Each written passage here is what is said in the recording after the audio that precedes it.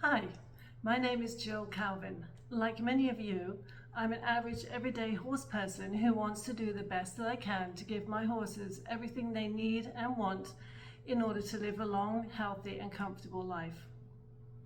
It was over 20 years ago when I took a keen interest in my horses' hooves. They fascinated me, and the more I learned about them, the more fascinated I became.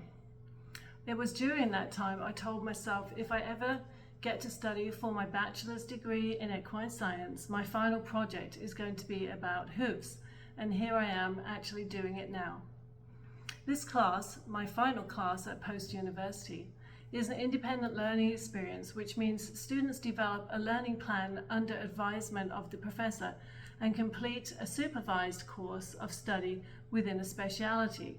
Students document the learning process during the class and reflect on the type of study undertaken. This class gave us the opportunity to take a deep dive into a subject of our own choice. Most of us chose a subject we are interested in or are passionate about, so right from the start we were all excited about the class. Next, we developed a complete learning plan for the project to evolve, including phases of the project, milestones and due dates. We created a schedule to keep our projects going in order to complete in the short 8-week term.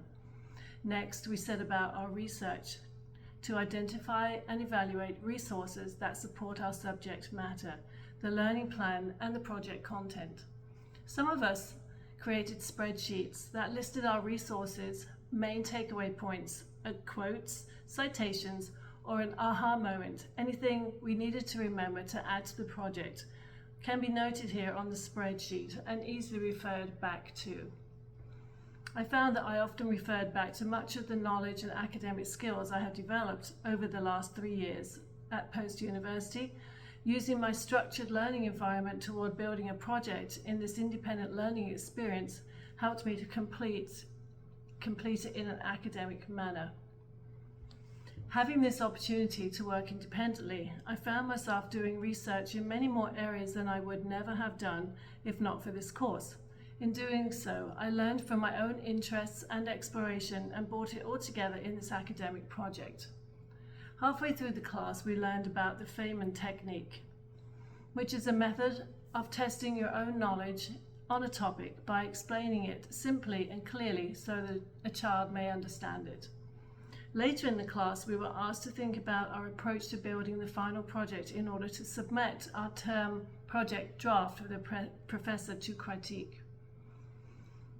Would we start at the start and work our way through systematically, or bring it together one section at a time? If so, would we start with the easy sections and save the hardest or the longest for last?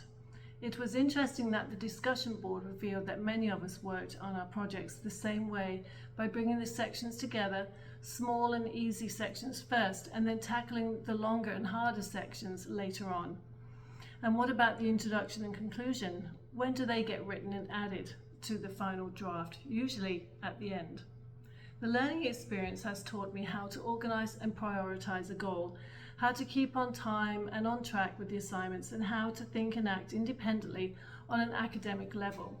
Academic learning involves reading and writing, studying and reasoning rather than physical skills.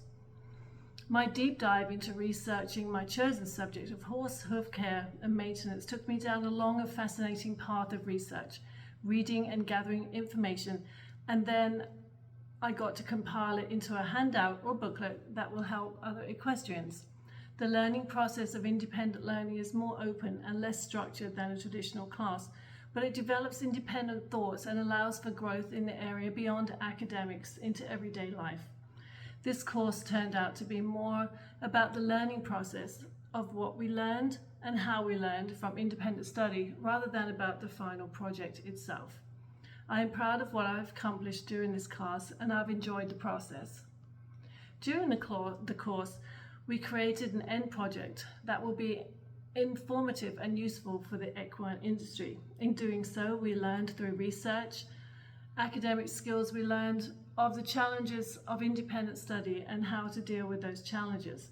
Key points, the course outcomes for this course are to apply the essential principles and practices from structured academic study to independent learning experiences, to demonstrate understanding of the field or skills and procedures specified to the chosen area of study, to demonstrate professional attitude and behavior towards the challenges of the independent study environment, and to report on the effectiveness of problem-solving approaches undertaken during the independent learning experience.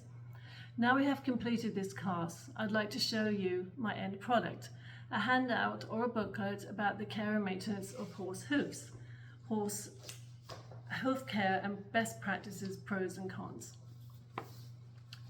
So it turned out to be a 13-page document. As you can see, it's just plain type, so you can clip it in the corners and make it a handout, or I could take it and have it professionally bound and make it more like a booklet. So first off is the introduction.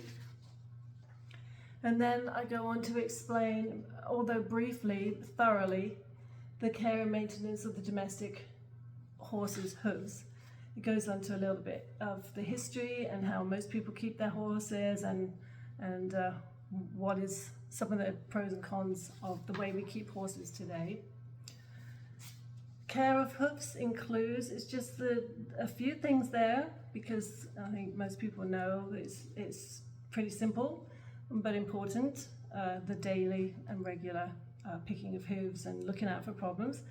Then I go to describe problems that you come across, and there's thrush, hoof cracks, abscess, unbalanced hooves, laminitis, white line disease, and underrun heels. It may not sound like a problem, but it is, and it's easy. It happens, there's a picture of it, happens quickly, all of a sudden you'll notice that it takes a long time to bring those heels back.